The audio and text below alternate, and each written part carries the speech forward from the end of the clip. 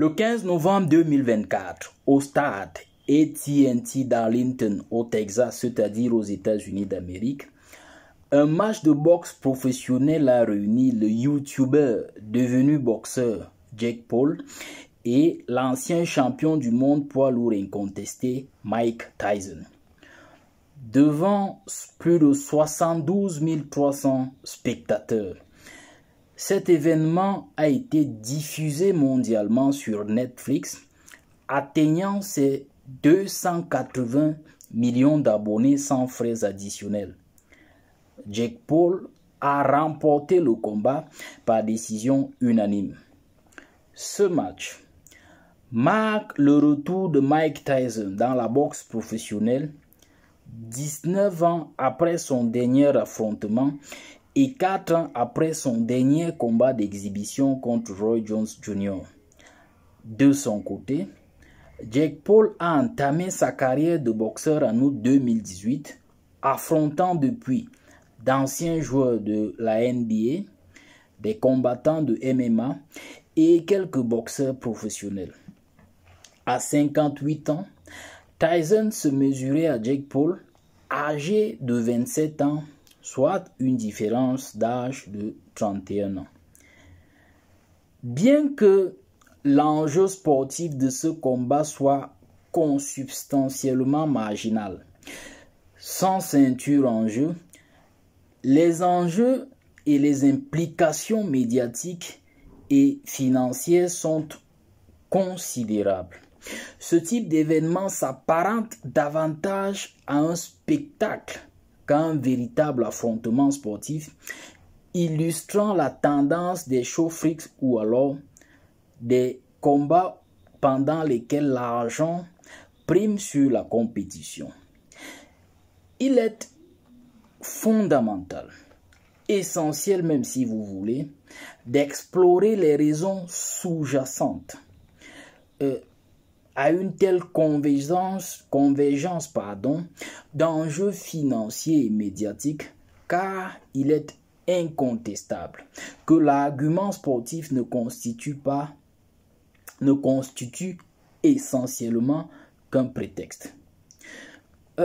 Sachez-le d'emblée, que notre époque, et c'est cela notre préoccupation majeure dans cette étude, dans cette analyse, c'est que notre époque est caractérisée par un transfert des opportunités économiques vers les acteurs du digital. Ceux qui accumulent un grand nombre de followers sur les réseaux sociaux exercent un pouvoir significatif, tant sur le plan financier qu'idéologique, politique et même religieux.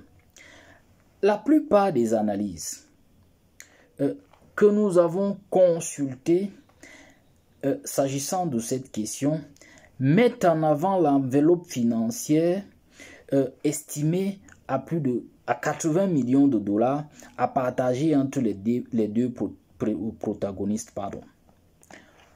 Selon le Times of India, Jake Paul aurait perçu 80 millions de dollars pour ce combat, tandis que Tyson aurait reçu 20 millions. Cette somme conséquente reflète probablement le double rôle de Paul, d'abord en tant que combattant et ensuite cofondateur du Most Valuable Promotion, c'est-à-dire MVP, l'organisation coordonnant l'événement avec Netflix. Cependant, notre volonté est d'approfondir notre analyse pour comprendre ce qui justifie une telle mobilisation d'enjeux financiers et médiatiques. La réponse réside dans l'incroyable attention dont bénéficie Jake Paul. Il incarne un phénomène mondial des réseaux sociaux avec plus de 20 millions d'abonnés sur YouTube, 27 millions d'abonnés sur Instagram et plus de 18 millions d'abonnés sur TikTok, pour ne citer que cela. Il a donc su orchestrer une rencontre d'exhibition réunissant des personnalités issus de générations différentes, opposés même si vous voulez, puisque comme nous l'avons dit tantôt, Tyson 58 ans et lui 27 ans. Donc des générations totalement aux antipodes. Cependant, partageant un appétit financier commun. Dans notre ère, la combinaison d'une forte présence sur les réseaux sociaux ainsi que de l'inspiration génère inéluctablement des retombées financières substantielles. En conclusion, le combat entre Jake Paul et Mike Tyson illustre, milite en faveur, de manière tout à fait parfaite, des dynamiques contemporaines où le sport, les médias et les enjeux financiers s'entrelacent. Cet événement, bien qu'il ne revête pas une signification sportive traditionnelle, met cependant en lumière l'impact des personnalités numériques sur l'économie moderne. La capacité de Jake Paul à mobiliser une audience massive ainsi qu'à générer des revenus substantiels témoigne d'un changement de paradigme dans le paysage sportif où le divertissement prime souvent sur la compétition. Ce phénomène soulève des questions sur l'avenir du sport professionnel. La place des réseaux sociaux dans la création de valeur et l'éthique des événements qui privilégient le profit au détriment de l'intégrité sportive.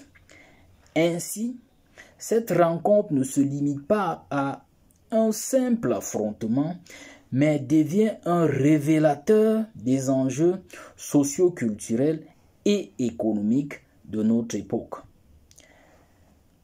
Nous vous sommes infiniment reconnaissants de nous avoir suivis. Nous vous invitons à nous soutenir en vous abonnant à cette page, en partageant nos contenus et à être tout aussi aimable en nous conférant vos différents avis.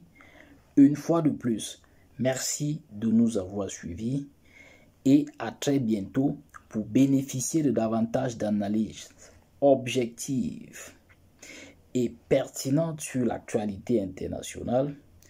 Merci une fois de plus et à la prochaine.